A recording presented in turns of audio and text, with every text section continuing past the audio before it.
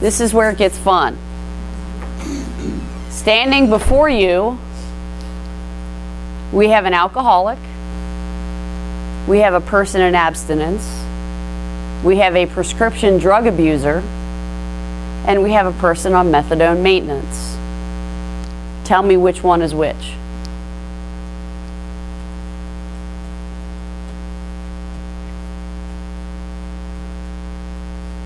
You're not allowed to tell me nobody. You're not allowed to say you can't either. Pick. Who's who?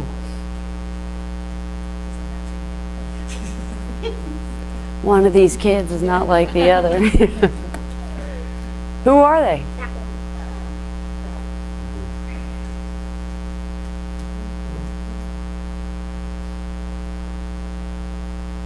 Again, we have an alcoholic. We have a methadone maintenance, we have a prescription drug abuser, and what was the other one? An alcoholic, or completely abstinent. So who's who?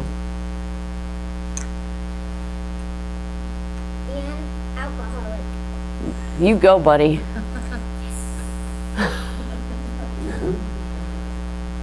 Pick. Who's who? Somebody's got to give me an answer. Well, no one's gonna do it. You can't pick because there's not really Oh, no, you can pick. I'm telling you to pick. make stuff up. So we have to pick someone. You have to pick. Alcoholic, methadone, person in recover, abstinence, and drug. What was the last one? Prescription. Prescription.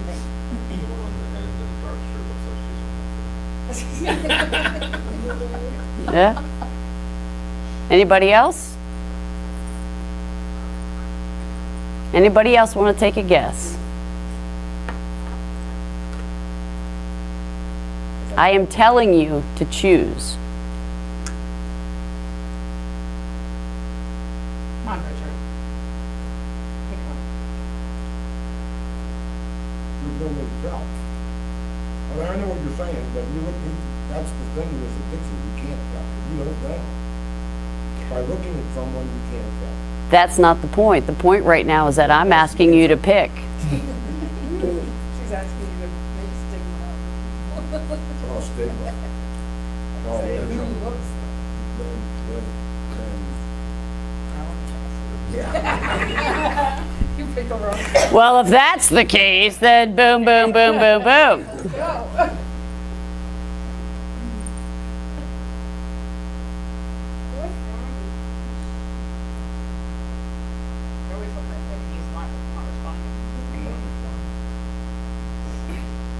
Ed?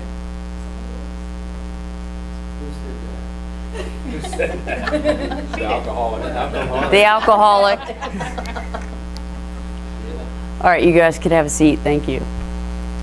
The point of that exercise was you may have fought me on it, but it only took me telling you you didn't get to say no, and all of a sudden we were very willing to choose.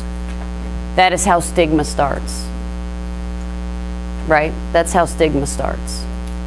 Stigma starts, and you also were very correct. There is no way to tell in addiction who is what. For all you know, I could have shot up on my way here. There's no way to know. I did not. Let me clarify that. But that's where stigma starts. Stigma starts, oh, I'm gonna kill myself. Stigma starts because one person tells us to do something. Even when we know it is not right to do it, we do it because the person at the front of the room told us to do it. And so, okay, that person must be some type of authority figure, so we're just gonna go right into doing it. And that kind of leads us into the second. Has anybody ever heard of Dr. Philip Zimbardo, or Zimbardi? Yes. So he does this 7 steps of seduction to evil. The very first step is do nothing. That's actually a handout in your folders if you guys want to read through that. The very first step is you do nothing. When we are talking about stigma, how many times have you heard somebody reference an individual who's struggling with an addiction as a lowlife, as a junkie, as piece of crap, or whatever terminology? We know it's not right. We know that there's a story behind this person. We know that this is a human being. But we don't say anything. Why? Why don't we say anything? No, I do. I get in trouble, but I do. Who cares if you get in trouble? I don't care. Yeah, who cares if you get in trouble? Because the way we change stigma is to educate people when they are using the wrong terms. You know? Or intimidated. No, I know a lot of people are intimidated by me. They're afraid that if they spoke up, or if they called the police, or if they do whatever, that I would retaliate. And the type of crowd I hang out with too, we're pretty stories. Yeah. Well, I'm talking even so much as like being at the grocery store. And this person just might be really skinny. And they just might like dreadlocks. They could have never used a drug a day in their life. But we're hearing people, look at that freaking junkie. Look at that pillhead. Look at that. Look at that. Why? Because of how they look? So that's where we stop and think. And that's part of, if you pull out your handouts in there, it's the one that says evil 7-step seduction scenario.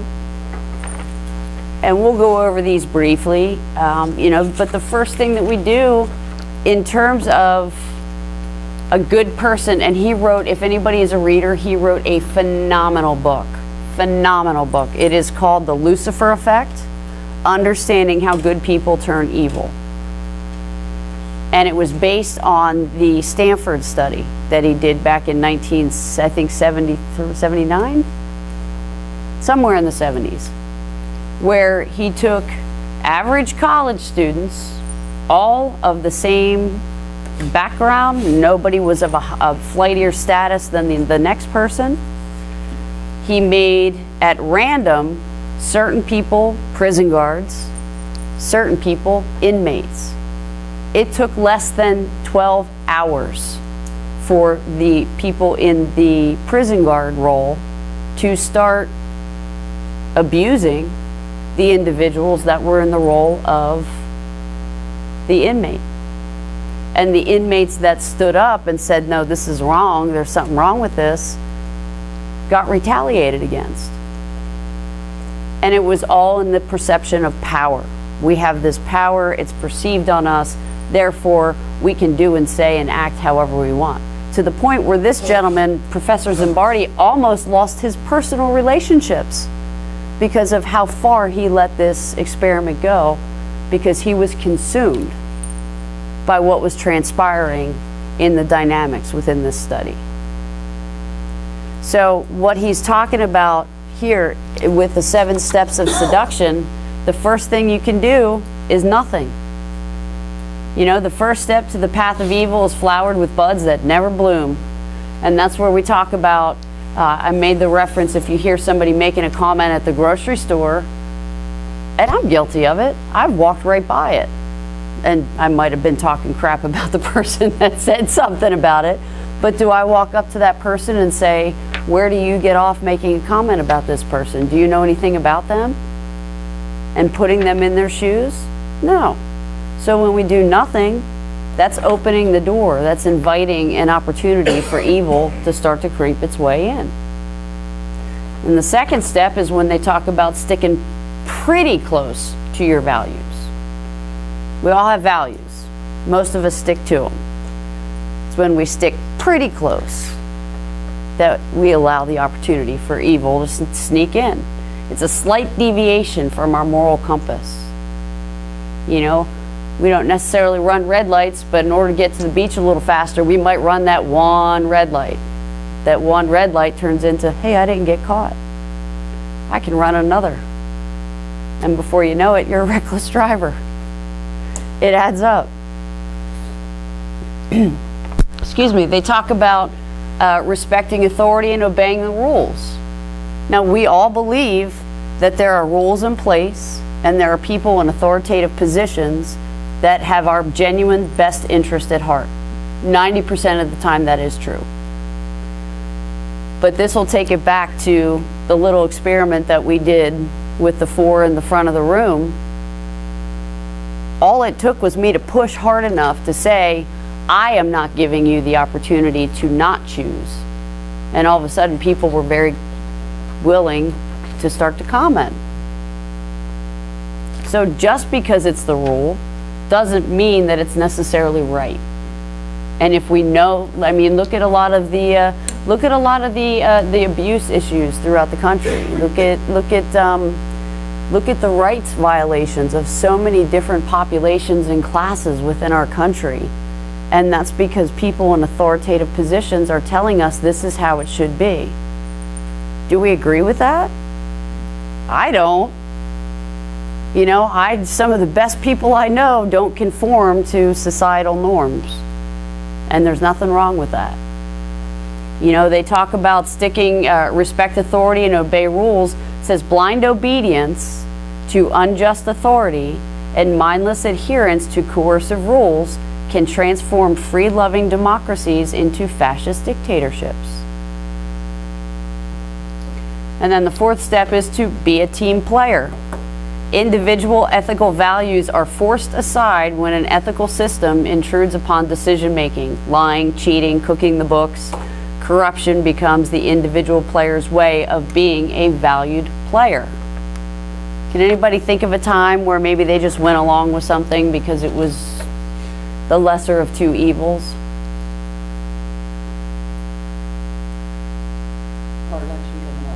I was gonna say if you weren't. I'm voting for Johnson.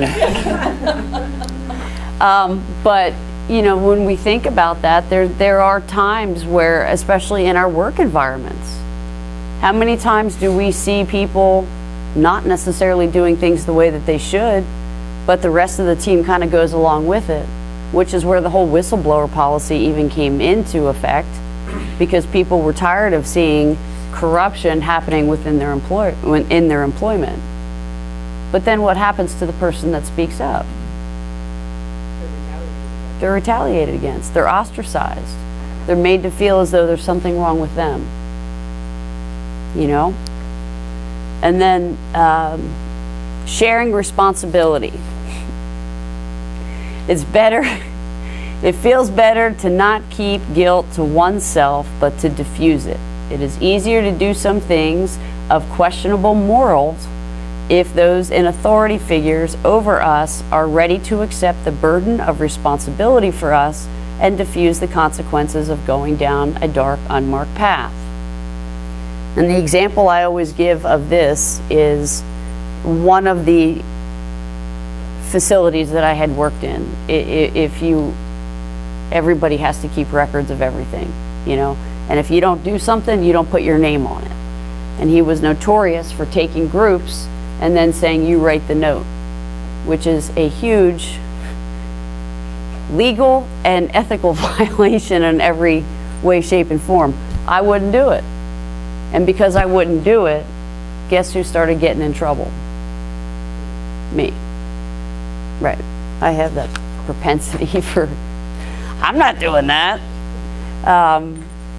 And then value your kin and your kind. And this is, we are brought up to know this from childhood. You know, much of our lives are spent seeking the goodwill of people we care about who are like us. They form the inner circle of families and friends who can do no wrong in our eyes. And the way we honor commitment to them is by contrasting us with all of those. They are the out-group, and it becomes vital to keep them in their place because their very existence threatens our way of life. And then stereotypes help us to do that, for they allow us to visibly and verbally mark the individuals. Heidi mentioned at the beginning where she was talking about the earliest forms of stigma, right? The earliest known documented time of stigmatizing a race was back in World War II. I think it was World War II. Yeah. But with the Jews, World War I, excuse me, with the Jews and the Nazi camps. What did I say? So I had it backwards. I'm not a history buff. I don't pretend to be. But where they had the concentration camps. They physically tattooed these people. That mark stayed with them for the rest of their life. If they survived the concentration camp, guess what? Every single person then knew that they were a Nazi concentration camp survivor. The other biggest stigmatized race is the African Americans during the slave trades. Getting tongue-tied. They were branding human beings to claim ownership. These are people. And we've gotten so mixed up in who has what and keeping up with the Joneses, and you're different and I don't understand your struggle, therefore we're just going to talk about it. We're not actually going to extend our hand. Has anybody ever heard of the NIMBY syndrome? Not in my backyard, right? If I were to ask all of y'all, are you in favor of more treatment centers and more recovery houses to help those who are struggling with addiction and when they first get out? Everybody would probably be like, yes, we need more of that. Until you found out they were going to be your neighbor. And then all of a sudden things change a little bit. Whoa, I don't want it that much. It happens all the time. We judge and we think people, because they have suffered an illness, which addiction is an illness. It is very much an illness. And I want to backstep for a minute. How many people understand the science of addiction? Okay. So for those of you that maybe have not experienced or had to deal with addiction within the family or personally, it is very much a disease. For years you heard it was genetic. And then another few years you heard, well, it's from where they live. It's environmental. It's actually a disease of the brain. What causes an individual to become or develop an addiction is not the simple fact that they just tried to use drugs. It's all in how their brain and the receptors respond to the stimulus put into their body. So we've all heard of the pleasure center of the brain, correct? All right, so that wants to be happy like all the time. Doesn't care how, just wants to be happy.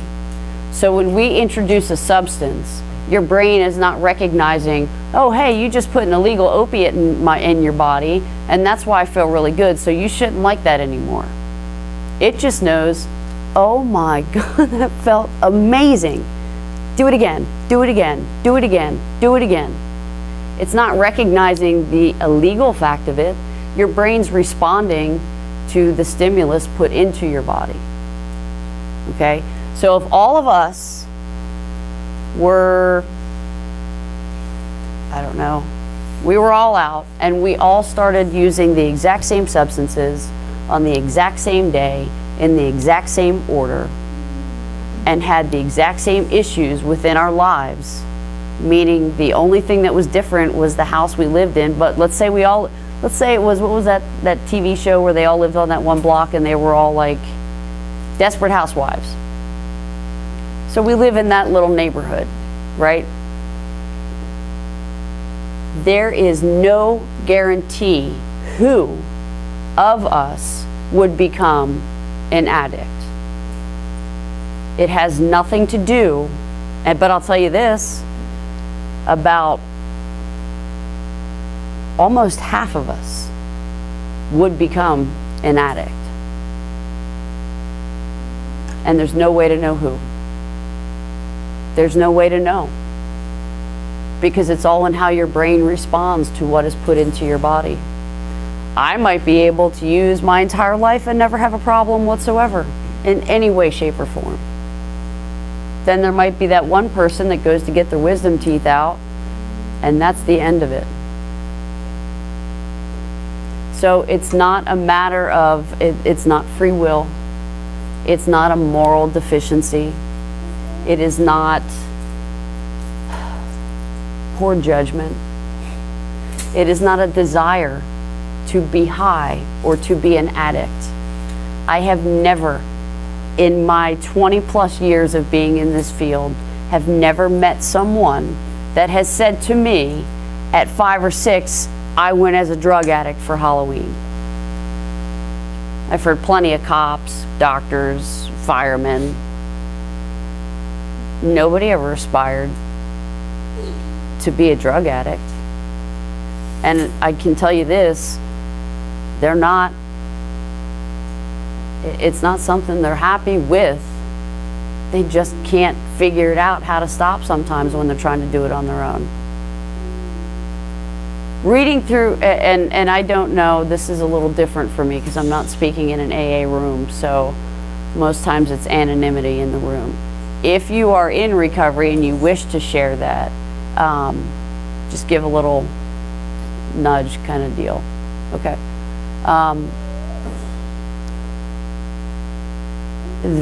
That is sad, because this is something that we should be able to talk about, because this is the thing with stigma, we make that the most important part of that individual, when in reality it's only about that big.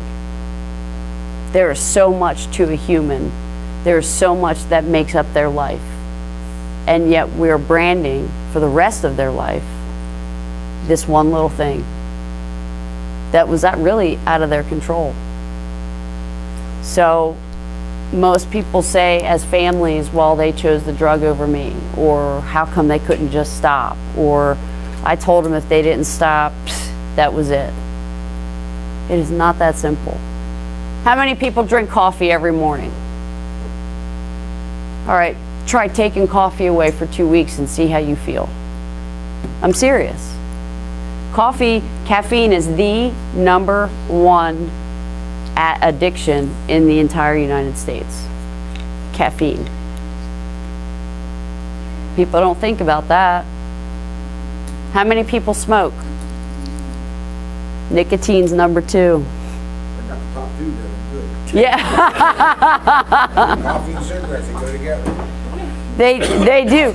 My point is, though, how easy is it to quit if somebody were to say to you, oh yeah, you can't ever have coffee again, and if it is me or your coffee, I guarantee you would struggle. Because trust me, I'm addicted to coffee too, and I smoke, and people have not wanted to be around me when I've tried to quit either.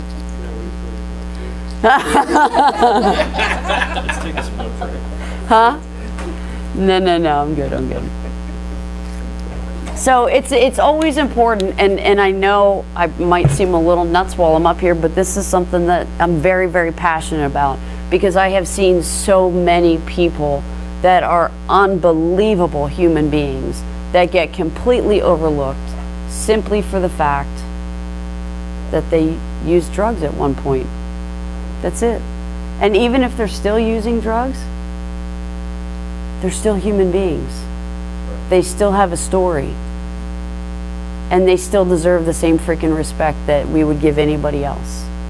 But we're very quick to do the whole and step over them. So why do you think that is?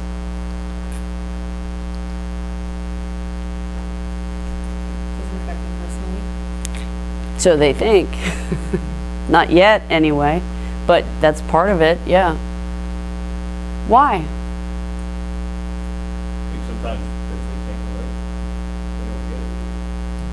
I think a lot of it's their problem. It's not their problem. That's not my problem, that's not my issue. I haven't come across that today. Mm-hmm. People were like, okay, that's nice, you're one of those people, so you can stay over here.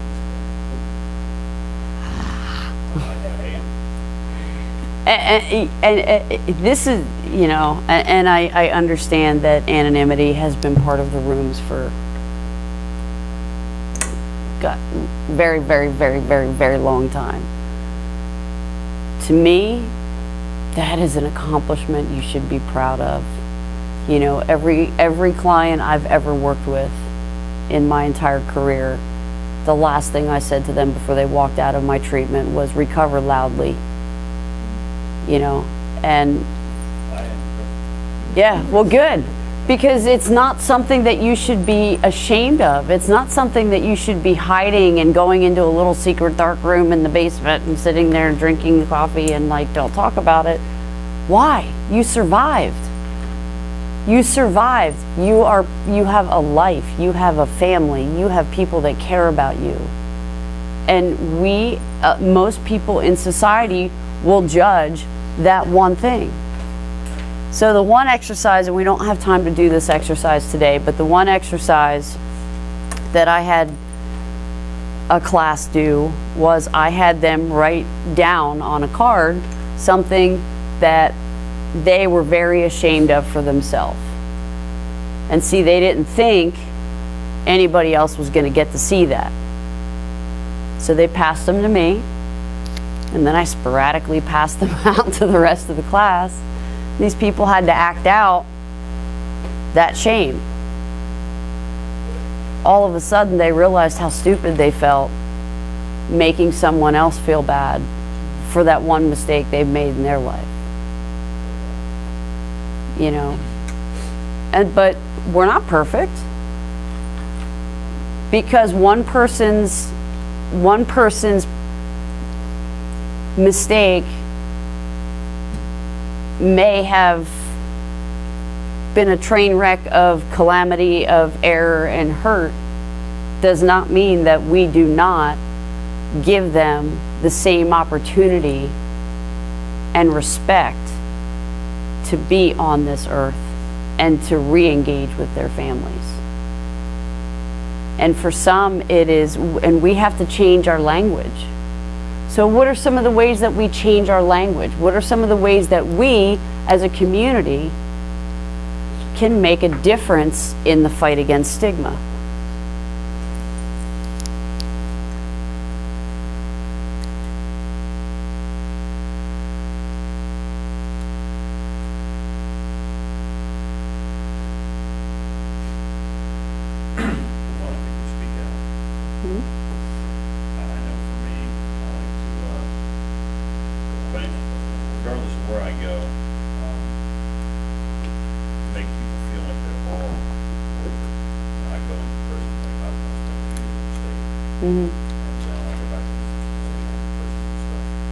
That's great. I put them on an even playing field, and just because you guys are behind bars doesn't make any difference regardless of. Absolutely. That's the biggest thing. When you're in that type of situation, like I was, I didn't feel like I was on the same playing field. I felt like I was wrestling. Mm-hmm. When you have somebody come in who's been through what you've been through, and they tell you that, it Makes you realize you're worth something. Right. Yeah, that you're worth something. I always tell my girls in prison that I just got lucky because, you know, but there's still that them versus you mentality, you know? You're going to have that even in the rooms. I mean, there are even some rooms that they don't want, you know, oh, we don't do that drug, so you need to go to your room. And even within the same room, there's a stigma associated with, well, I didn't do it the way you did it, so you just need to sit over there. Yep. I had a class one time and there was a girl in it, the only time I asked them to leave. And she was making really rude statements about these women and their kids. And I said, you clearly do not belong here and you clearly do not understand. I'm like, why are you even here? You want to be a part of the solution of the problem. But, you know, there is an everywhere because I didn't do this or my addiction wasn't. And I spent years